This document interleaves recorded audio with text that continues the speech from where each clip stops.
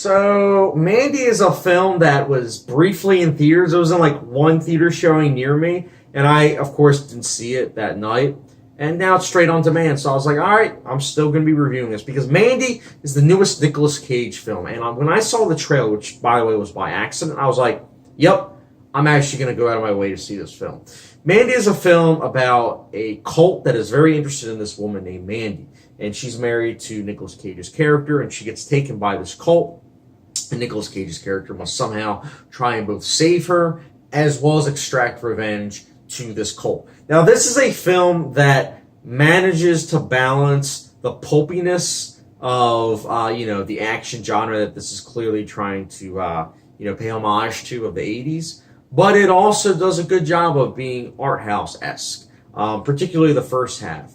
Nicolas Cage is also well utilized in this film. He gives such a great performance. It's many Nicolas Cage, moments are well utilized.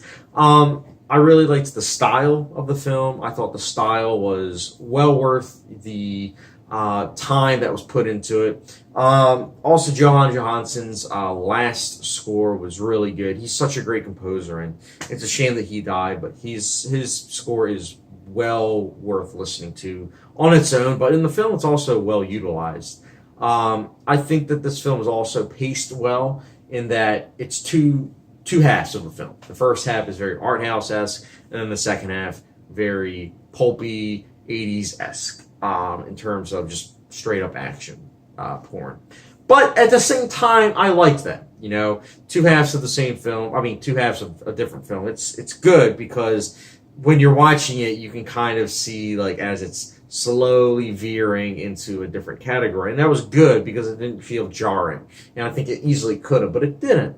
I also have to say that I think the action was very visceral and the violence was shocking, honestly, which is what it's supposed to be. So I think that they did a good job with this film overall in all those aspects. Honestly, I have to say, this is a film that it's well worth your time. I mean, in terms of negatives, my only thing is that I think that the second half works better than the first half because the first half is a bit meandering. Maybe it's just because I viewed it for the first time, but maybe upon second viewing it won't be as meandering. But the first half, I found it a bit dry.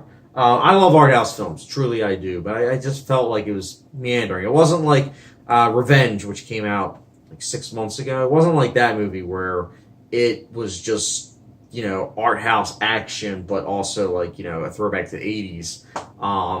And it worked well. But at the same time, I still really liked Mandy. I think it's well worth your time. And I think that's really the only negative besides also, I think that the way there's a resolution, it's predictable, but it's also entertaining. It's hard to explain. This is a film that I can see people analyzing in depth. I think it warrants that, and I'm glad to see a Nicolas Cage movie that's actually getting that treatment because let's face it, it's been a while since he's done a truly great movie or even close enough, which in this case is close enough. So honestly, I will be giving Mandy a 4 out of 5 star rating, which for those like hot sauce letter grade, we got the Louisiana's Crystal Hot Sauce. 4 to 5 stars. Yeah, I know it's a little bit disgusting looking, but it's because I've been using it. It's what it's supposed to be. But guys, kept it simple for Mandy. It's on demand now, so check it out. And if you have seen it, let me know your thoughts in the comment section down below. I'm more than willing to talk about analyzing this film. I just didn't want to because I was like, I don't think a lot of people have seen it, and if people want me to analyze it, I'll analyze it. So any questions or comments in the comment section down below. As always, don't forget the subscription, notification bell, and I'll catch you guys later.